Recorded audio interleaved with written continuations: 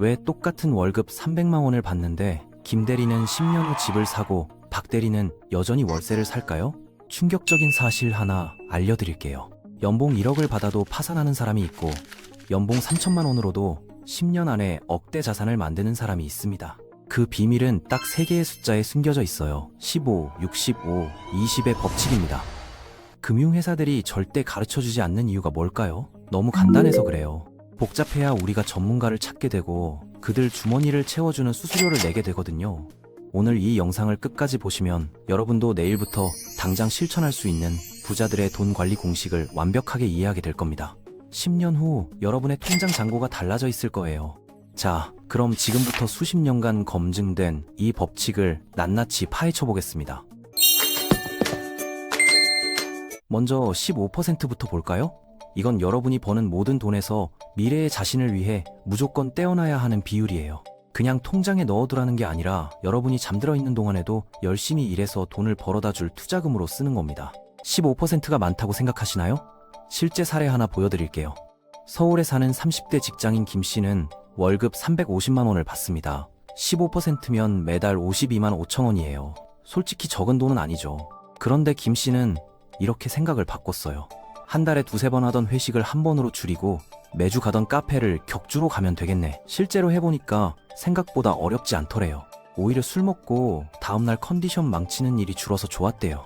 그렇게 5년을 모았더니 원금만 3,150만 원이 됐고 투자 수익까지 합쳐서 3,800만 원 정도가 됐습니다.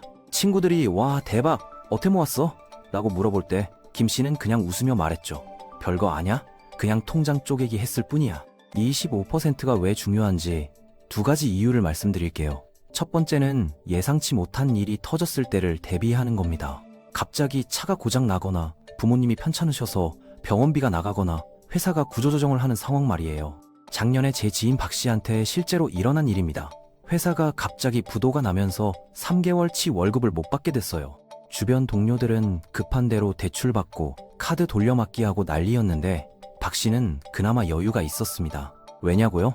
그동안 꾸준히 모아둔 비상금이 있었거든요. 덕분에 다음 직장 찾을 때까지 버틸 수 있었고 급하게 아무데나 들어가지 않고 제대로 된 회사를 골라서 이직할 수 있었어요. 지금은 전 직장보다 연봉도 올라갔습니다. 두 번째 이유가 진짜 재미있는 부분인데요. 바로 복리 효과예요. 복리가 뭐냐면 돈이 돈을 낳고 그 돈이 또 돈을 낳는 걸 말합니다. 눈덩이가 굴러가면서 점점 커지는 것처럼요. 철수와 영희 얘기를 해볼게요. 철수는 30살 때 1천만 원을 투자해서 연 6%의 수익을 얻었어요. 그 후로 20년 동안 단 한 푼도 추가하지 않았습니다. 그냥 놔뒀죠. 50살이 됐을 때 저의 통장엔 3,200만 원 이상이 있었어요. 영희는 어땠을까요? 40살부터 시작해서 10년 동안 매년 200만 원씩 총 2천만 원을 넣었습니다. 똑같이 6% 수익을 받았어요. 쇳살의 영희 계좌엔 약 2,800만 원이 있었습니다. 놀랍지 않나요? 철수는 1천만 원만 넣었는데 2천만 원을 넣은 영희보다 400만 원이나 더 많아요. 바로 10년이라는 시간 차이가 만들어낸 복리의 마법입니다. 그래서 투자는 빨리 시작할수록 좋다는 말이 나오는 거예요. 그럼 이 15%를 어디에 넣어야 할까요? 여기서 부자들이 아는 꿀팁이 나옵니다. 정부가 실제로 국민들이 부를 쌓도록 도와주려고 만든 특별한 계좌들이 있어요.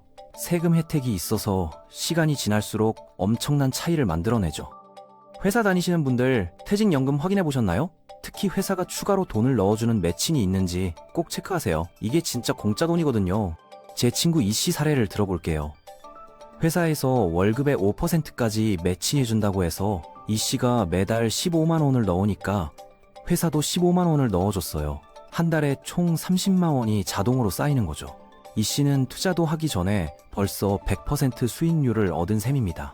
근데 이씨 동기는 귀찮아서 3%만 넣었대요. 회사는 3%만 매칭해주죠? 차이가 뭘까요? 한 달에 6만 원, 1년이면 72만 원, 10년이면 720만 원을 그냥 날린 겁니다. 길바닥에 떨어진 720만 원을 안 줍고 지나간 거예요. 개인연금이나 연금저축 같은 세금 우대 계좌도 놓치면 안 됩니다. 이런 계좌는 세금 때문에 수익이 깎이지 않고 온전히 불어나니까 30년 후엔 수천만 원의 차이를 만들어요. 실제 투자할 때 부자들의 또 다른 비밀을 알려드릴게요. 그들은 투자를 지루하게 만듭니다. 네, 들으신 거 맞아요. 지루하게요. 다른 사람들은 이번 주 대박 종목이 뭐야? 삼성전자 지금 사야 돼, 말아야 돼? 이러면서 난리인데 진짜 부자들은 시장 전체를 따라가는 단순한 펀드에 넣고 잊어버립니다.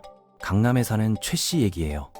10년 전 주변 사람들은 다 가상화폐, A 주식, B 주식 얘기하면서 난리였는데 최 씨는 그냥 해외 주요 지수를 따라가는 ETF 같은 상품에만 꾸준히 넣었대요. 친구들이 야, 그거 재미없어. 대박은 그렇게 안 나. 라고 비웃었죠. 10년 후 어떻게 됐을까요?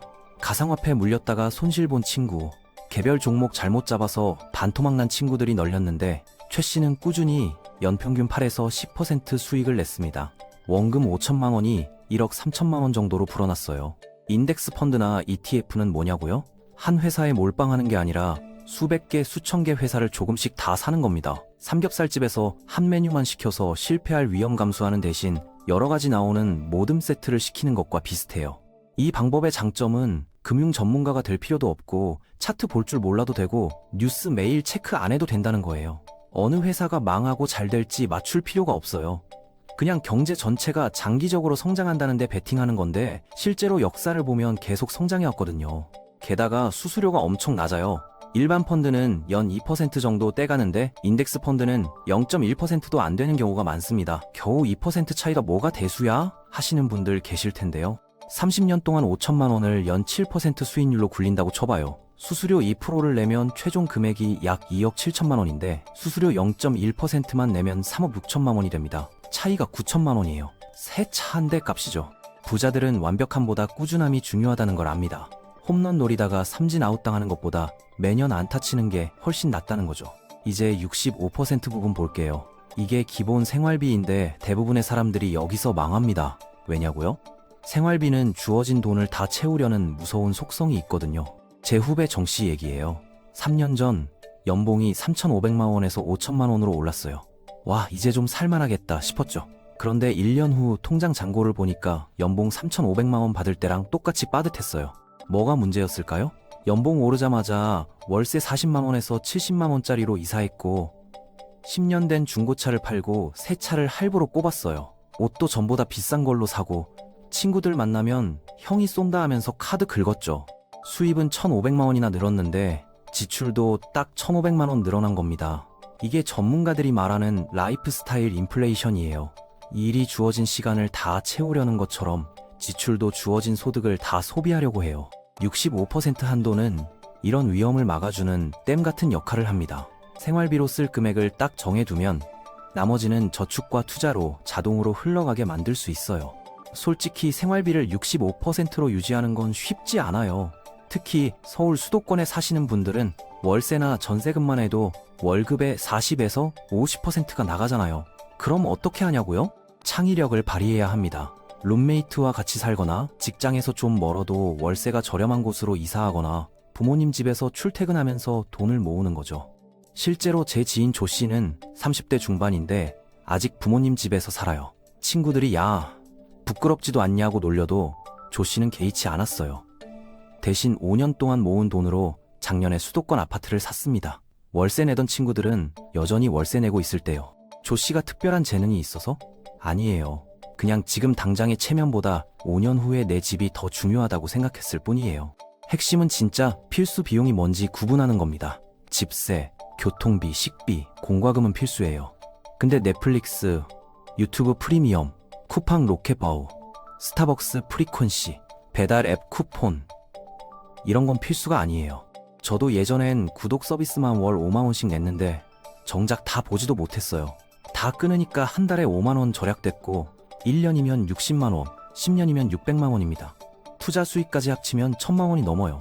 교통비도 마찬가지예요. 요즘 새 차 할부가 평균 월 50에서 70만 원씩 하잖아요. 그런데 차는 뽑는 순간부터 가치가 떨어지는 물건이에요. 3년 된 중고차는 새 차의 반값인데 성능은 거의 똑같아요. 제 선배 강 씨는 5년 전 신차 대신 3년 된 중고차를 샀어요. 차액이 월 40만 원 정도 났는데 그 돈을 투자에 돌렸죠. 5년 후 지금 그 투자금이 3천만 원 가까이 됐습니다. 친구가 타던 새 차는 지금 중고로 팔면 반값도 안 되고요. 마지막으로 20% 부분입니다. 이게 진짜 중요한데 많은 분들이 오해하는 부분이에요. 저축도 하고 투자도 해야 하는데 즐기는데 20%나 써? 하시는데 바로 이게 핵심입니다. 작년에 제 친구 윤 씨가 재테크에 눈을 떴어요. 또 읽고 유튜브도 보면서 나도 부자 되겠다고 다짐했죠. 그래서 번 돈의 50%를 저축하고 투자하기 시작했어요. 처음 3개월은 괜찮았어요. 근데 4개월째부터 힘들어지더래요. 친구들 만나자는데 돈 아껴야 해서 거절하고 취미 생활도 다 끊고 좋아하는 옷도 못 사고 6개월 되니까 폭발했어요. 쌓였던 스트레스가 한꺼번에 터지면서 그동안 참았던 거 다 풀었죠. 명품백 사고 해외여행 가고 고급 레스토랑 가고 한 달 만에 6개월 동안 모은 돈의 절반을 썼습니다. 그리고 자책하다가 재테크 자체를 포기해버렸어요. 이게 바로 20% 규칙이 필요한 이유예요. 다이어트도 너무 극단적으로 하면 요요가 오잖아요. 돈도 마찬가지예요. 너무 쪼들리게 살면 결국 폭식하듯이 쓰게 돼요. 수입의 20%는 죄책감 없이 즐기는 데 쓰세요. 좋아하는 카페 가고 취미 생활하고 가끔 충동 구매도 하고 친구들이랑 술 한잔 하는 거예요. 이게 죄가 아니라 필수입니다. 월급 300만 원이면 60만 원을 즐기는 데 써도 돼요. 이 돈으로 매주 스타벅스 가고 한 달에 한 번 콘서트 가고 친구들이랑 회식하는 거예요. 그래야 나머지 계획을 수십 년간 지속할 수 있어요.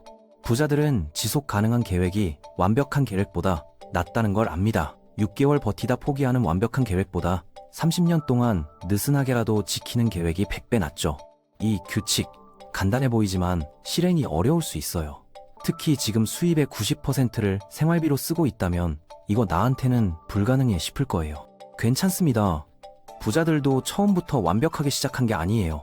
지금 15%가 어려우면 5%부터 시작하세요. 65%가 불가능하면 75%로 시작해서 천천히 줄여나가면 돼요. 중요한 건 숫자가 아니라 습관이에요. 수입을 의식적으로 나누는 습관을 들이는 거죠. 일단 시작하면 자기도 모르게 점점 잘하게 돼 있어요. 급여가 오르면 각 부분의 금액은 늘어나지만 비율은 유지하세요. 300만 원 받을 때 45만 원 저축했으면 500만 원 받을 때는 75만 원 저축하는 식으로요. 5분의 이 규칙은 특별한 비밀이 아닙니다. 기본적인 수학에 규율을 더한 것뿐이에요. 이게 유니콘처럼 희귀해 보이는 이유는 대부분이 시작조차 안 하거나 시작해도 일관성 있게 지속하지 못하기 때문입니다. 오늘부터 시작하세요. 관리 가능한 비율부터 시작하고 꾸준히 유지하고 복리의 힘을 믿으세요. 10년 후 여러분은 오늘의 선택에 감사하게 될 겁니다. 아니면 왜 진작 시작 안 했을까 후회하게 될 거고요.